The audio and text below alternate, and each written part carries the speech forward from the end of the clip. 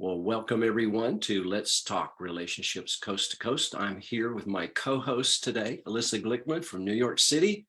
How are you, Elissa? I'm great today. How are you, Chuck? I'm doing fine. I was just intrigued by some of the thoughts and questions people have about boundaries in relationships. And I know there's been a great big movement. I know many of the relationship coaches and teachers have taught about the importance of boundaries in relationships. And one of the problems that I see with that is that people will often take that to an extreme. Now, let me say, if you're in a relationship that's abusive, you need to take it to an extreme, right? But a lot of times people will use the boundary issue against their partner. And I just want to say boundaries are for separation so that there can be connection. The purpose is connection, not just separation. Exactly. So boundaries can really be described in three ways: rigid, flexible, and open. So we want to work toward flexible boundaries. So that's something that Minuchin had talked about in structural family therapy, and it's pertinent to this as well.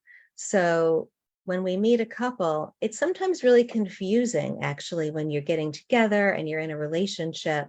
How much time do we spend together? How much do I share? Do I have other friends? So these are all things with our family that can get a little confusing, but we're really going toward the idea of flexible boundaries. And I think that's sort of a helpful guide.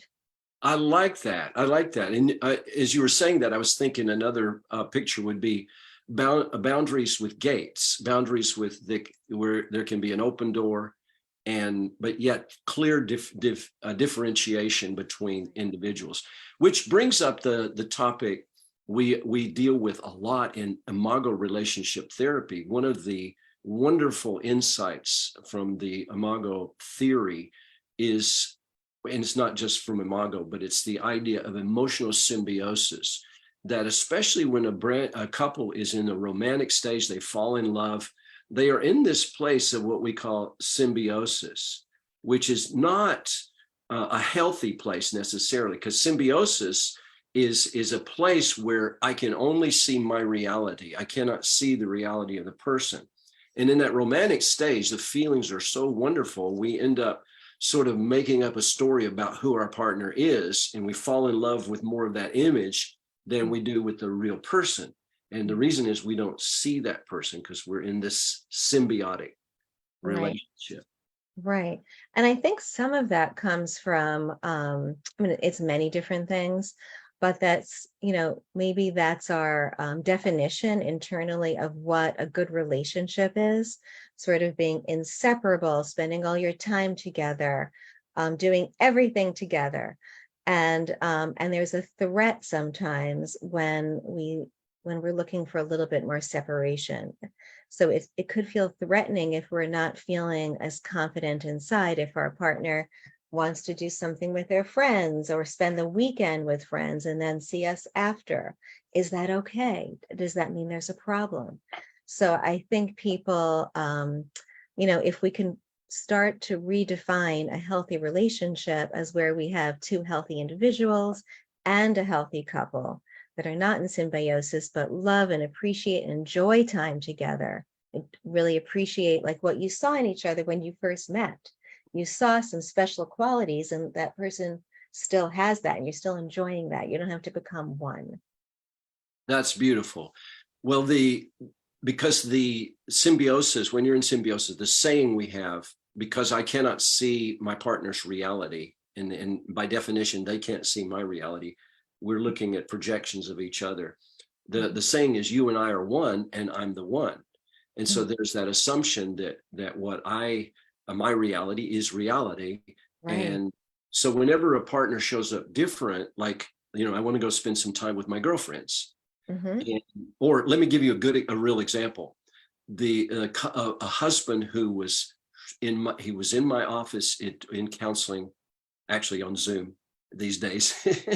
He was traumatized because his wife didn't want to watch football with him. And he said, we've always watched football. We did that all during our dating, and we did, and she said, yeah, we were with our friends, we did everything together, but I never really liked it. Like, I didn't grow up with it like you did. And Mm. so here's a guy thinking, I've got to spend the rest of my life with someone who doesn't like football. I say, get used to it, my friend, because there's a lot of things you're thinking that aren't. So conflict comes when we object to the difference unconsciously, and it is traumatic. It, Yes. it causes that. And so that's why what we're talking about is so important, that we get a handle on it. And like you say, if we don't, then one partner ends up either going along to get along, and then they lose their identity until they get to a place where they can't live it in there and they want out. Or the other partner, or what has to happen is there has to be that symbiotic consciousness has to be has to be processed by what we call differentiation. Right, right. Where we can feel comfortable in our own skin, be with people and be separate, appreciate difference and still be together and enjoy your time. So that's really the direction that you're going toward.